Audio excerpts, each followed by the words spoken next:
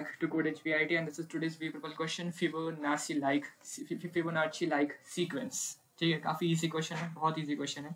ठीक है, मतलब देखो अभी बस 8:35 हो रहा है और मैं अभी बैठ गया इसकी रिकॉर्डिंग करने.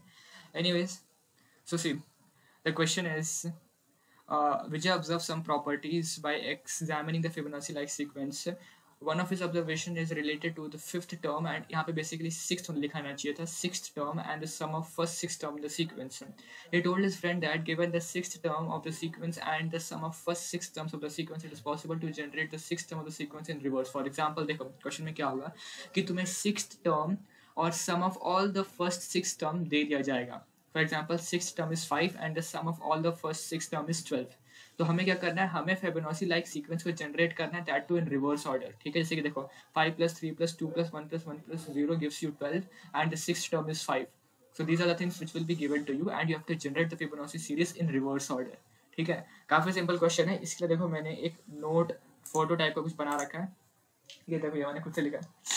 Basic formula of a Fibonacci sequence.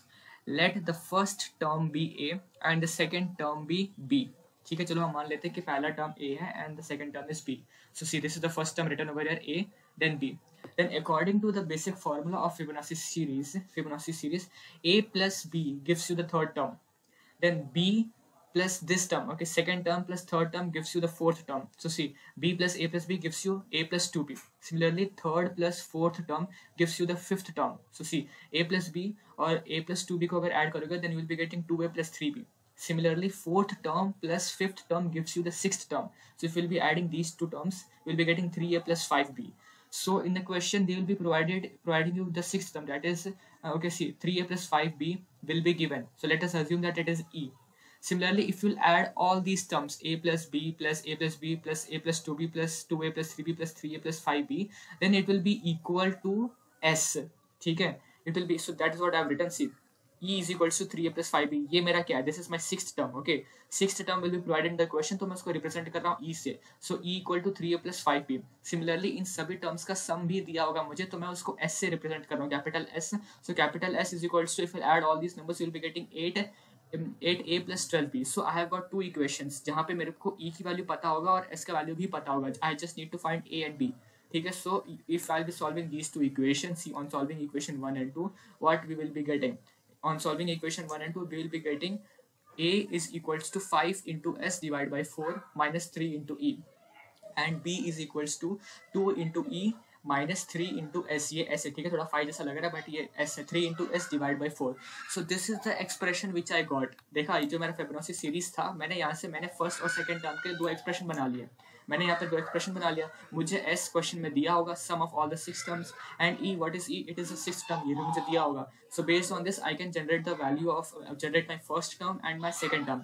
Now once I got my first and second term, then what I can do, I can generate third, fourth and fifth term. What is third term? A plus B. What is fourth term? A plus 2B. What is fifth term?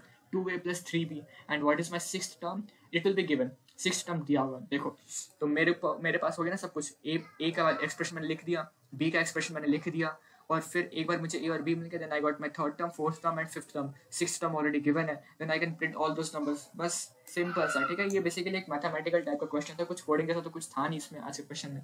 Anyways, देखो यही same चीज़ को मैंने code करके लिखा है. देखो, ई की value input ले ली मैंने, ठीक है, एस की वैल्यू मैंने इनपुट कर ली यहाँ पे. इसके बाद मैंने ए और बी की वैल्यू इवेल्युएट कर ली based on this. See, 5 into S divide by 4 minus 3 into E. यानी वही लिखा है ना यहाँ पे, ये देखो 3 इंटू, अरे कहाँ गया, sorry, 5 into S divide by 4 minus 3 into E.